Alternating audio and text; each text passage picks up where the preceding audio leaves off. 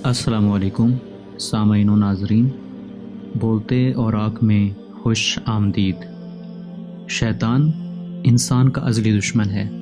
जब अल्लाह ताला ने इसकी सरकशी की बिना पर इसको ज़लील ख्वार होकर निकल जाने का हुक्म दिया तो इसने ये बात कही, क़ाला फ़बिमा अग़वैतनी लअक़अदुन्ना लहुम सिरातकल मुस्तक़ीम सुम्मा लआतियन्नहुम मिन बैनि ऐदीहिम व मिन खल्फ़िहिम व अन अयमानिहिम व अन शमाइलिहिम वला तजिदु अक्सरहुम शाकिरीन।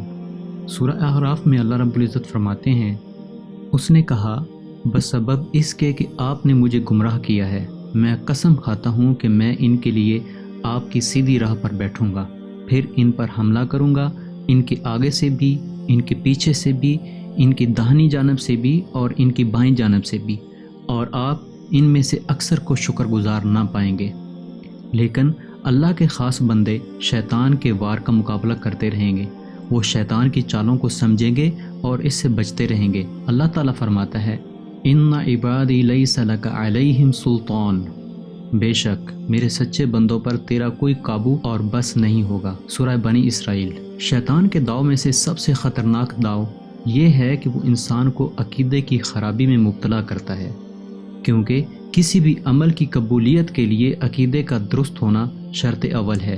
अगर कोई शख्स शिर्क व कुफ्र के अकीदे में मुब्तला हुआ तो इसके सारे आमाल ज़ाया हो जाएंगे। अल्लाह ताला फरमाते हैं, जिसका तर्जुमा है, और यकीनन तेरी तरफ और तुझ से पहले तमाम नबियों की तरफ ये वही की गई है कि अगर तुमने शिरक किया तो बिलाशुबा तुम्हारा अमल ज़ाया हो जाएगा और यकीनन तुम खसारा पाने वालों में से हो जाओगे।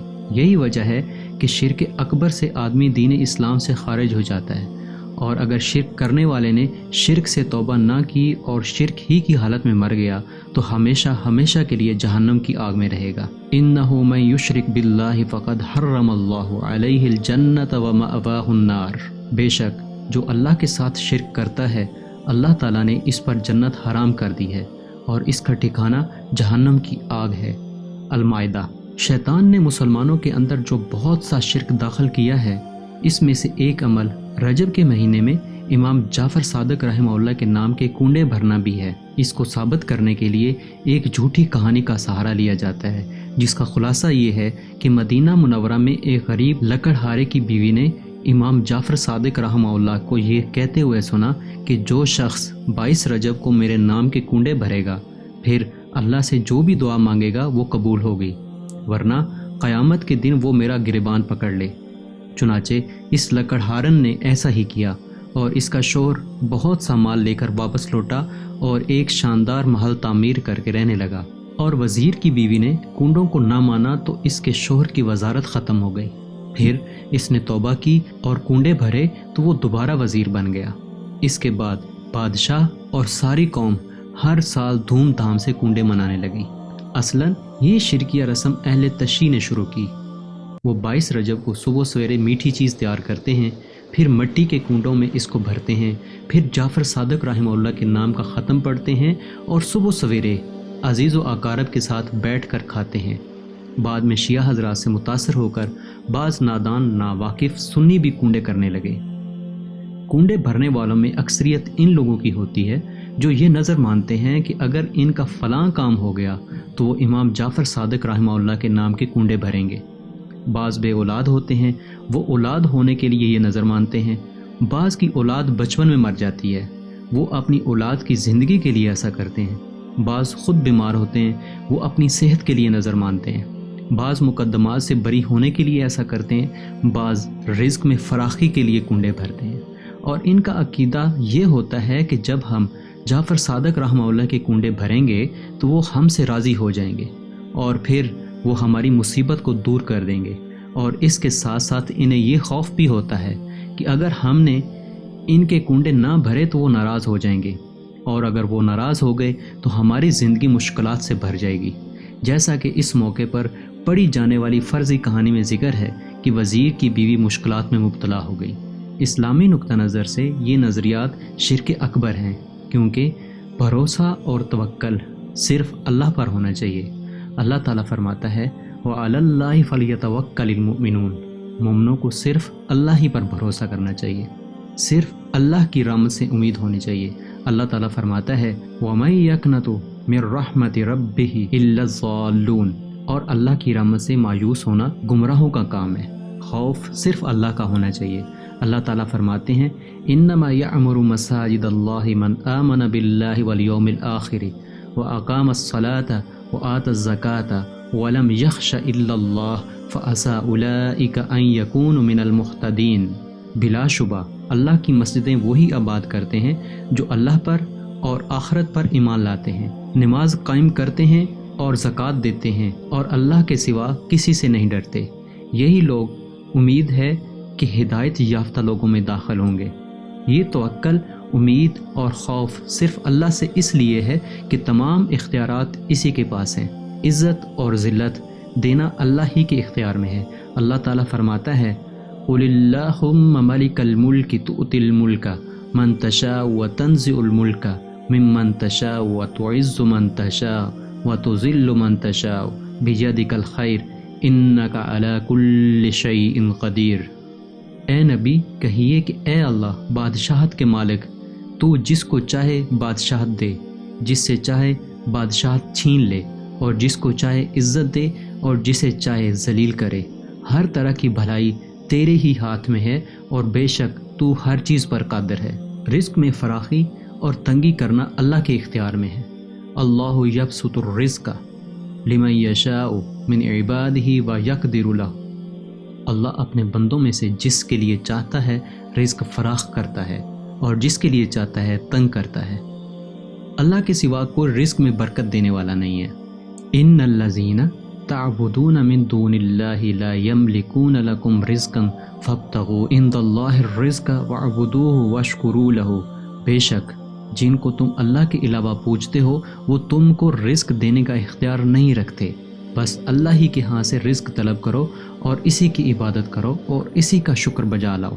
اللہ تعالیٰ فرماتا ہے للہ ملک السماوات والارض یخلق من یشاء یحبل للہ ملک السماوات والارض۔ اللہ تعالیٰ فرماتا ہے، جس کا ترجمہ ہے آسمان و زمین کی بادشاہت اللہ ہی کے لیے ہے، وہ جو چاہتا ہے پیدا کرتا ہے، جسے چاہتا ہے بیٹیاں دیتا ہے، جسے چاہتا ہے بیٹے دیتا ہے، یا ان کو بیٹے اور بیٹیاں دونوں عنایت فرماتا ہے، اور جسے چاہتا ہے بے اولاد رکھتا ہے، وہ تو جاننے والا اور قدرت والا ہے۔ اللہ تعالیٰ ابراہیم علیہ السلام کا قول نقل فرماتے ہیں۔ اللہ رب العزت فرماتے ہیں، جس کا ترجمہ ہے اور جب میں بیمار ہوتا ہوں تو اللہ ہی مجھے شفا دیتے ہیں، وَإِذَا مَرِضْتُ فَهُوَ يَشْفِينِ۔ الغرض ہر قسم کے اختیارات اللہ تعالیٰ اکیلے کے ہاتھ میں ہیں۔ انسانوں میں سب سے افضل انبیاء کرام ہیں، وہ اللہ تعالیٰ کے چنے ہوئے بندے ہوتے ہیں۔ ایک مسلمان جب انبیاء کرام اور اولیاء اللہ کی سیرتوں کا مطالعہ کرتا ہے تو وہ قدم قدم پر یہ محسوس کرتا ہے کہ اصل اختیارات صرف اللہ کے ہاتھ میں ہیں، اور انبیاء کرام بھی نہ کسی کو اولاد دے سکتے ہیں، نہ رزق میں فراخی کر سکتے ہیں، اور نہ ہی مشکلات کو دور کرنا ان کے اختیار میں ہے۔ پھر جعفر صادق رحمہ اللہ کے بارے میں ایسے نظریات رکھنے کیسے جائز ہیں؟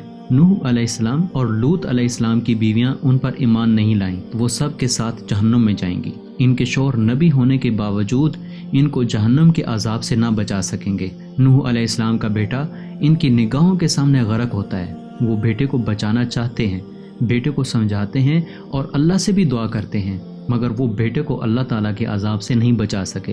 محمد الرسول اللہ صلی اللہ علیہ وآلہ وسلم چاہتے تھے کہ ابو طالب مسلمان ہو جائیں، مگر ان کی موت عبد المطلب کے دین پر ہوئی۔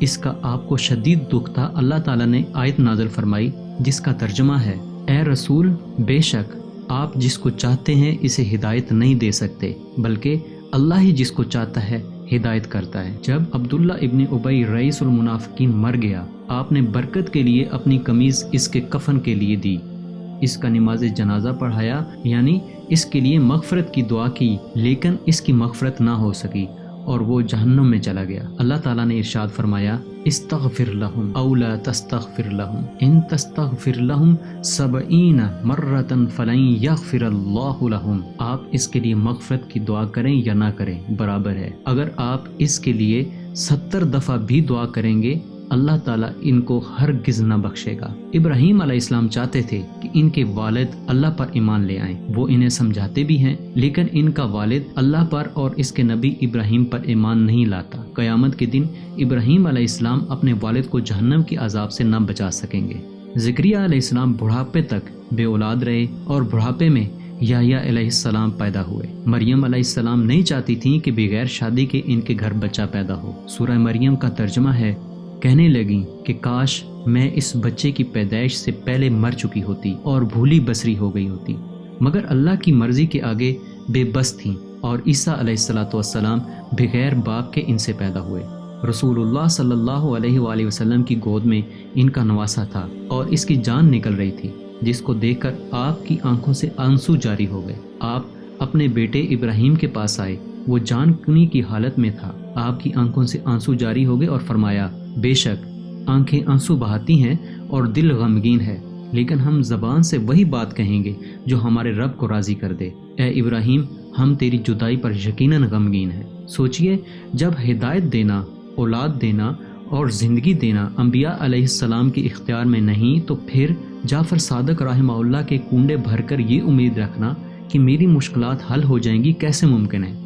یاد رکھیے، یہ سب اختیارات اللہ تعالیٰ اکیلے کے پاس ہیں۔ کسی اور کے بارے میں یہ تسلیم کرنا کہ اولاد دینا، مقدمے سے بری کرنا یا زندگی اور موت دینا اس کے اختیار میں ہے، شرک اکبر ہے، جس سے آدمی کا اسلام ختم ہو جاتا ہے۔ کنڈے جعفر صادق رحمہ اللہ کے نام کے نظر و نیاز ہے۔ نظر ماننا عبادت ہے، اور عبادت صرف اللہ تعالیٰ کے لیے خاص ہے، اسے کسی دوسرے کے لیے انجام دینا شرک ہے۔ بلکہ ہر وہ کھانا جو کسی غیر اللہ کے نام پر ہو، اللہ تعالیٰ نے حرام کیا ہے۔ اللہ رب العزت سورہ مائدہ میں فرماتے ہیں، حرمت علیکم المیتۃ والدم ولحم الخنزیر وما اہل لغیر اللہ بہ، تم پر مردار خون، خنزیر کا گوشت اور جس پر اللہ کے سوا دوسرے کا نام پکارا گیا حرام کیا گیا ہے۔ 22 رجب امام جعفر صادق رحمہ اللہ کا نہ یوم ولادت ہے نہ یوم وفات۔ آپ 8 رمضان 80 ہجری میں پیدا ہوئے اور آپ کی وفات 15 شوال 148 ہجری کو ہے۔ 22 رجب کو کاتب وحی معاویہ بن ابی سفیان رضی اللہ تعالیٰ عنہ فوت ہوئے۔ معاویہ رضی اللہ تعالیٰ عنہ سے اہل تشیع کی عداوت اور دشمنی کوئی ڈھکی چھپی بات نہیں ہے، تقیہ کرنا ان کے مذہب میں داخل ہے، اس لیے یہ دوسروں کو سیدھی بات نہیں بتاتے کہ ہم لوگ وفات معاویہ کا جشن منا رہے ہیں، بلکہ تقیہ کر کے اور فرضی قصے کہانیاں سنا کر لوگوں کو گمراہ کر رہے ہیں۔ اس لیے یاد رکھیے کہ 22 رجب سیدنا معاویہ رضی اللہ تعالیٰ عنہ کا یوم وفات ہے۔